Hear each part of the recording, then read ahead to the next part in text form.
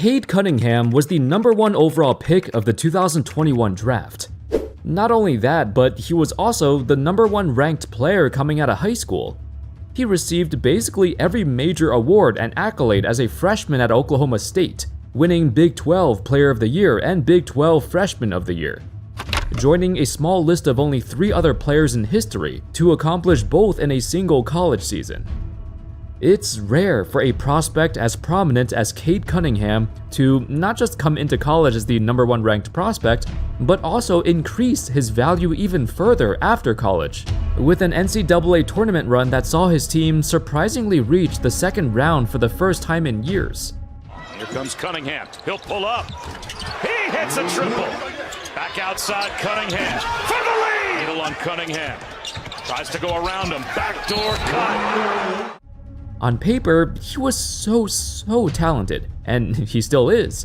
A 6'6", 220-pound point guard with the size, the court vision, the all-around ability that lets Cunningham stuff the stat sheet on a nightly basis.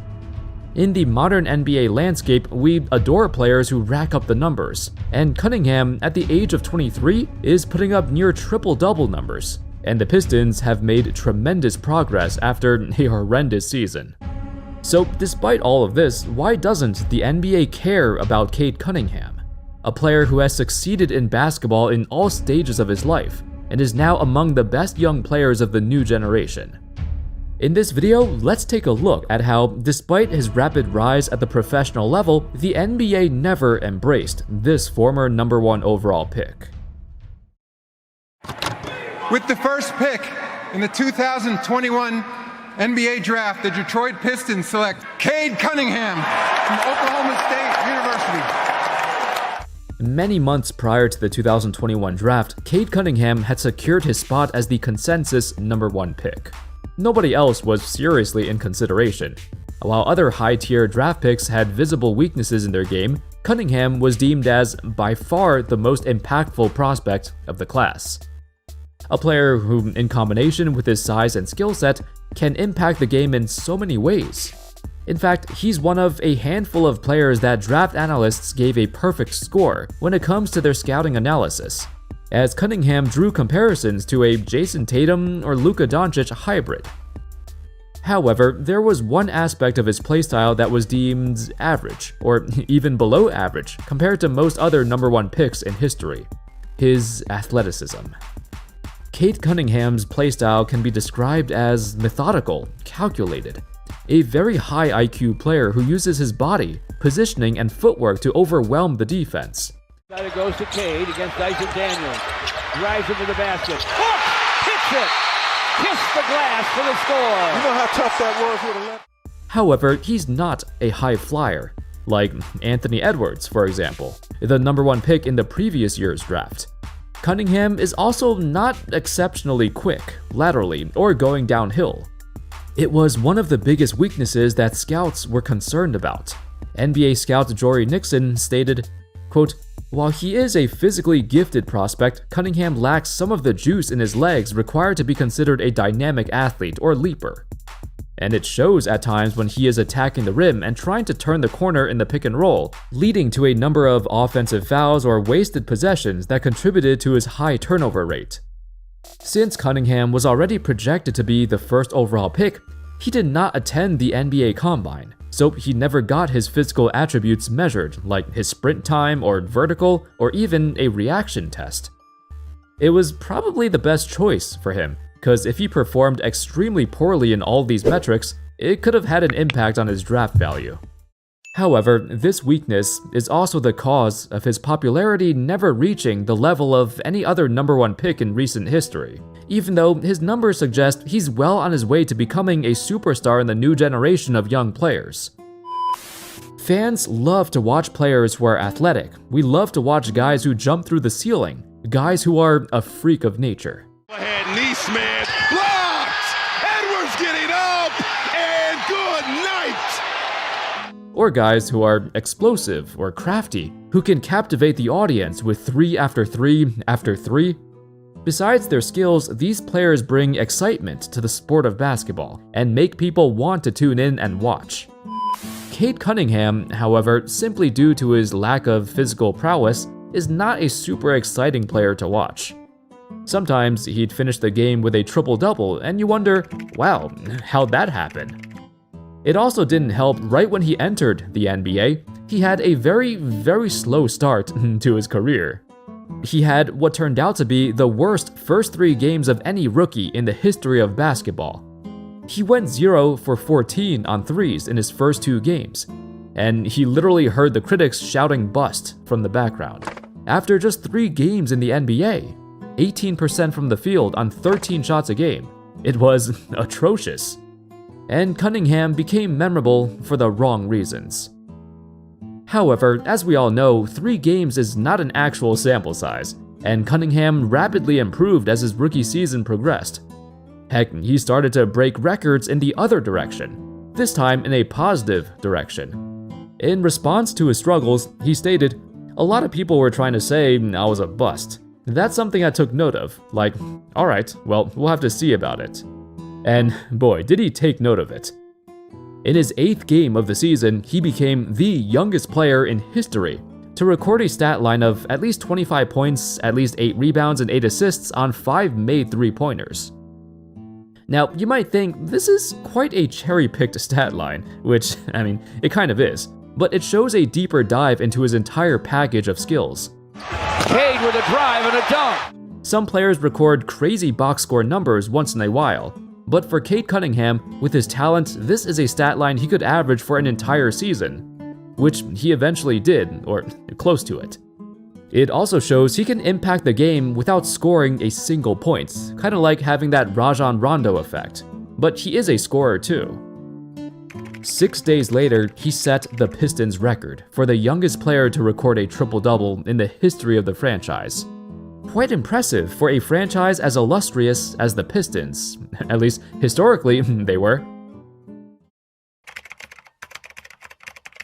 But here, offensively, it's got to be a lot of Edwards getting downhill and getting to the rim. Edwards spins. Here he comes to the rim. The electricity in this kid's game off the charts. In the 2023 playoffs, we saw the rise of a new young player, Anthony Edwards, who got drafted as the #1 pick just 1 year prior to Cade Cunningham. While the Wolves have also been a terrible team before his arrival, Edwards rose up the ranks. Not only was he the most exhilarating, flamboyant young player with the perfect personality, he also had the skills and playstyle to back it up. Some say he's even the closest player to Kobe or Jordan's playstyle. He made the Timberwolves a team that even casual fans want to tune in and watch, simply due to his exorbitant amount of flashy highlights and rim-rocking dunks. In addition, the Wolves entered the 2023 playoffs as the 8th seed, and when they did, he broke out and averaged over 30 points a game, against the best team in the league. Despite their loss, the NBA found their guy. Following that season, they started to heavily market Anthony Edwards. But during all this time, where was Cade Cunningham? Well, in that year, he appeared in only 12 games before suffering a leg injury and subsequently receiving season-ending surgery, which sidelined him for the rest of the year. At a time when young players across the league were making waves and improved at a rapid pace, Cunningham was rehabbing his injury and fell behind. You combine this with the fact that the Pistons haven't been relevant since like the mid-2000s. They've had, the Blake Griffin era, which ended shortly after he arrived, but those teams were not built to sustain long-term success. It was kind of like, hey, we got a superstar, let's see what we can do with him. With Cade Cunningham, however, the rebuild has been slow, but they are working towards something.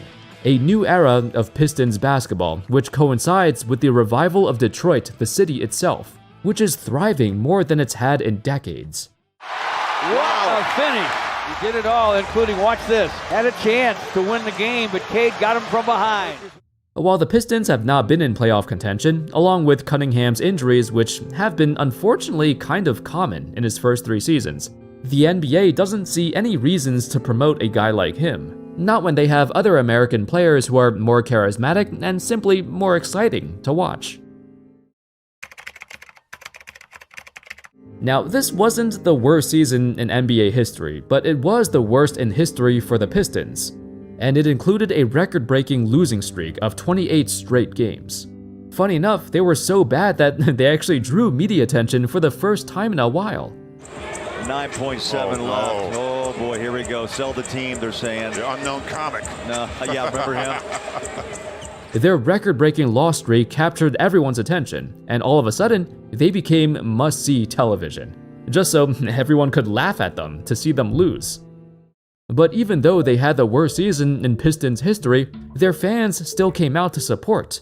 The Pistons ranked 15th in the league in attendance, which is quite good for their record. But being part of a record-breaking season actually helped Cade Cunningham become more recognized for his talent.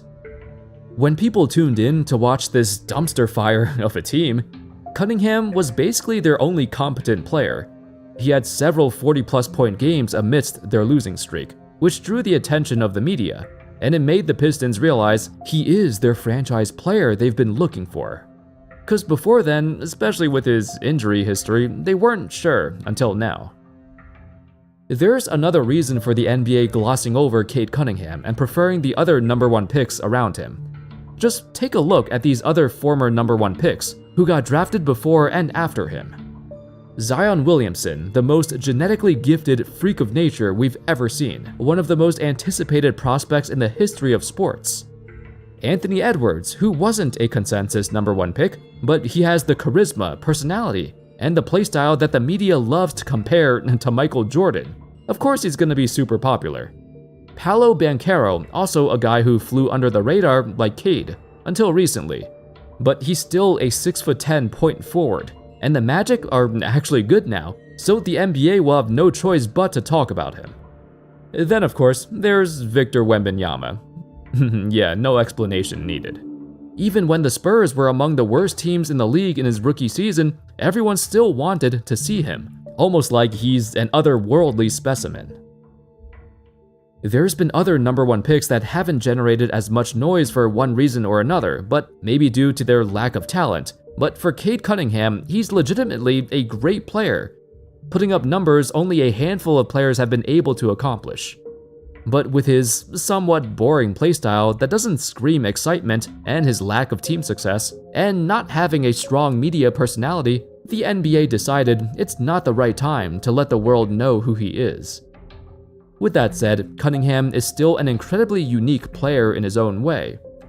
How many 6'6", 220-pound point guards are there? Especially those who can pass like him. Off the top of my head, I can think of Luka, doing everything Cunningham can do, but better. Cunningham, however, plays much closer to the basket. For most of his life, he was never the greatest shooter, so he had to utilize his size to get to the basket and take advantage of smaller defenders. And 3 guards out there here for the Bucks, and Payne, Wright, and Trent Jr. Another bucket though for Cunningham. Around 50% of his shots are within 10 feet of the basket, and around 33% of his shots are from 3 now. The Pistons are not as bad as they once were, and a huge reason for that is their emphasis on generating higher quality looks at the 2 most efficient areas, the paint and the 3-point line.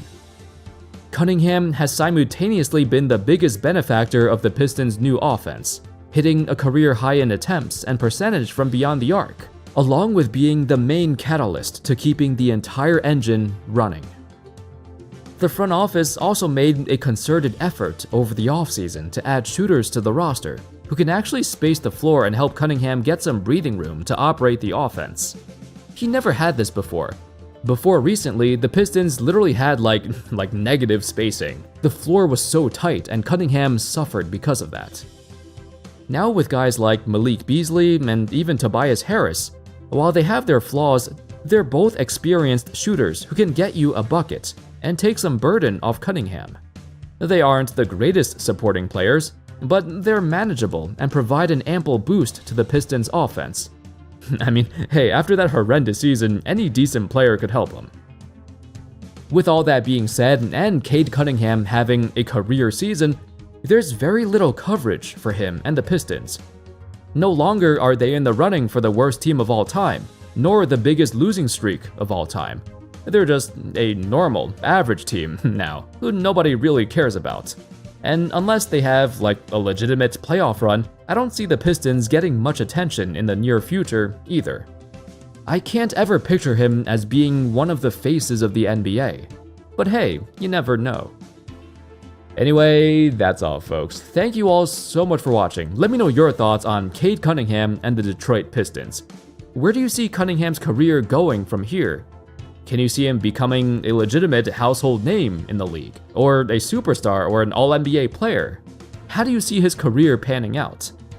Let me know in the comments. Thank you all so much for watching. And of course, as always, I'll see you next time. Peace.